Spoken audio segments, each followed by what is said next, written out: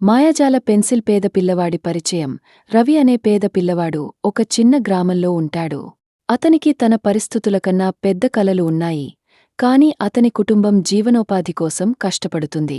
రవి తన రోజులు తన తల్లితో కష్టపడుతూ, తన నాన్నతో వ్యవసాయం చేసుకుంటూ గడుపుతాడు. అతనికి గీయడం అంటే చాలా ఇష్టం.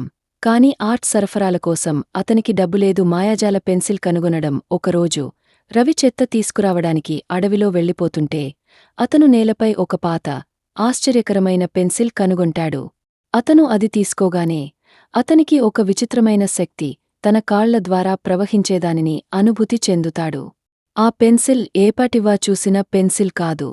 రవి ఒక చిన్న చెట్టు గీయగానే అది ఖచ్చితంగా పెరుగుతుంది, నిజంగా జీవం పొందుతుంది. రవి ఆశ్చర్యపోతాడు మరియు ఈ పెన్సిల్ మాయాజాల శక్తి కలిగి ఉందని గ్రహిస్తాడు. అతను గీయగలిగిన ప్రతిదీ జీవం పొందుతుంది. పెన్సిల్ యొక్క నియమం మంచి పనులకే మాత్రమే పనిచేస్తుంది. రవి త్వరగా గమనిస్తాడు, పెన్సిల్ కాని మంచి పనుల కోసం మాత్రమే పనిచేస్తుంది. పేద పిల్లవాడి స్వార్థం లేదా హానికరమైన కోరికలకు పెన్సిల్ స్పందించదు.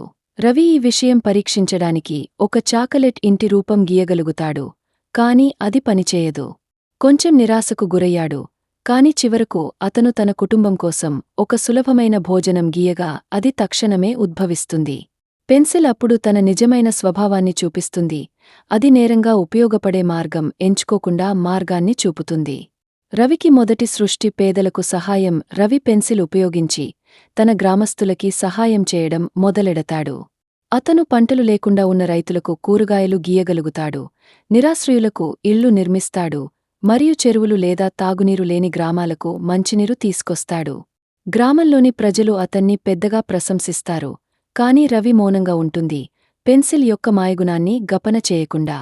స్వార్థం లేకుండా రవికి మార్గదర్శనం పెన్సిల్ ఉపయోగించడంతో పాటు రవి తన సృష్టులకు మరింత జాగ్రత్తగా ఉండి వాటి పట్ల మరింత జాగ్రత్త పడతాడు.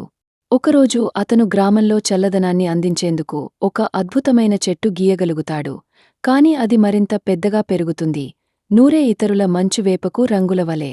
రవి గ్రహిస్తాడు, శుభాలు సాధ్యం అయితేనేమి అందించాలి అని. ఒక ప్రేరణ వ్యక్తిగతంగా అవసరమైన సృష్టి. ఒకరోజు ఒక ధనిక వ్యాపారి గ్రామానికి వస్తాడు మరియు రవికి మాయాజాల పెన్సిల్ గురించి తెలుసుకుంటాడు. అతను రవికి పెన్సిల్ మార్పిడి చేసి అపార సంపత్తి ఇస్తాను అని హామీ ఇస్తాడు. కాని రవి పెన్సిల్ యొక్క నియమాన్ని గుర్తించి తిరస్కరిస్తాడు.